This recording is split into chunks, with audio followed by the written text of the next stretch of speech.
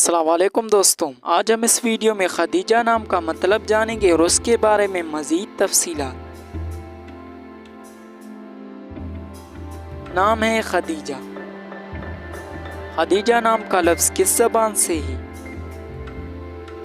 ज़बान है अरबी, यानी ये नाम अरबी ज़बान का लफ्ज़ है। खदीजा नाम का ताल्लुक़ किस मज़हब से है? मज़हब है इस्लाम, यानी ये नाम मुसलमानों के लिए इस्तेमाल होता है। खदीजा नाम का इस्तेमाल किस जिन्स के लिए होता है? जिन्स है लड़की, यानी ये नाम लड़कियों के लिए इस्तेमाल होता है। खदीजा नाम के हुरूफ की तादाद क्या है? ये नाम 5 हुरूफ और एक लफ्ज़ पर मुश्तमिल है। खदीजा नाम के उर्दू माने क्या हैं? खदीजा नाम के उर्दू माने हैं वक्त से पहले पैदा हुआ। उम्मीद है अगर आपको ये वीडियो पसंद आ गई तो इस वीडियो को लाइक करें, अपने दोस्तों के साथ शेयर करें। शुक्रिया, हाफिज़।